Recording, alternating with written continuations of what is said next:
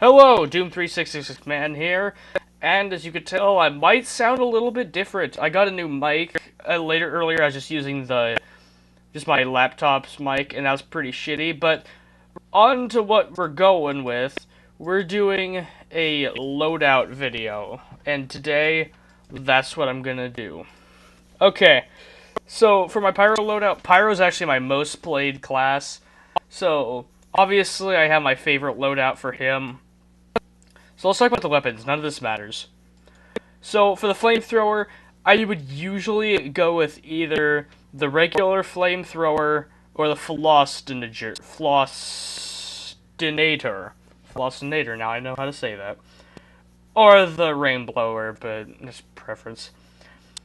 Anyway, so the flamethrower is used to extinguish enemies who are on fire and clear out large areas, much like the heavy, with a little bit shorter range, and spy check.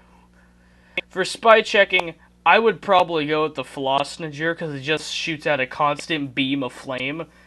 So it doesn't have any like sways you see when you like sway your flamethrower to the side. It doesn't have that little sway. This just constantly goes forward. If you want to go for a more flanking tactic, then I'd probably go, this is not what the weapon's called, the back burner, which does 100 critical hits from behind. So if you want to like flank out people, then this is definitely the flamethrower you want to go with.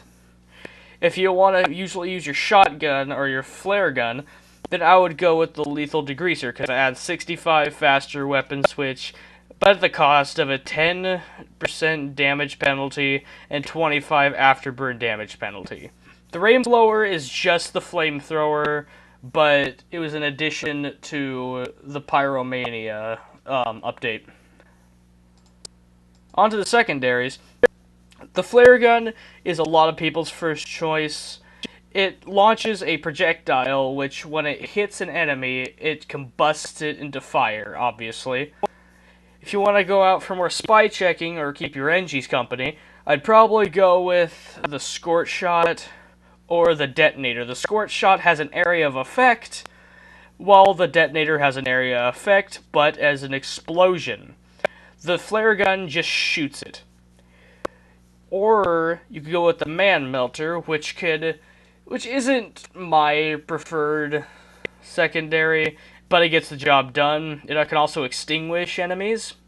The shotgun is most people's preference, just because it's the shotgun. You know, you can't really go wrong with that. There's Zoof Shooter, we're just leaving that out. For melee, I go with the Axe Extinguisher, because what you do is, this is good with the degreaser, you can quickly light your opponent on fire, press Q, then switch to your Axe Extinguisher, and it does 100% critical hit damage to them, which is just monster. If not, I'll just go with the Fire Axe or the Home Wrecker. Home Wrecker for if you're keeping your NG's company. Let's talk about all of them. The Neon Annihilator is what the Pyro Sharks use. It can remove sappers, but it also does 100% critical hit versus wet players, so this is actually a pretty decent weapon, and it's very cheap too for trades.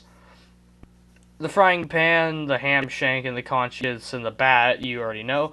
The Back Scratcher is different. It adds 25% damage bonus and a 50% health from backs on wearer. The Maul is the Home Wrecker, but in different skin. The Postal Pummeler is actually what I have new, which is the Axe Extinguisher.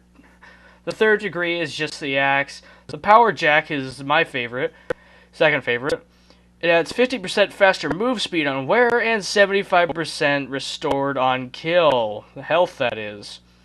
But you have a 20% damage vulnerability. And the Lolly Chop is just the Axe Extinguisher with the skin.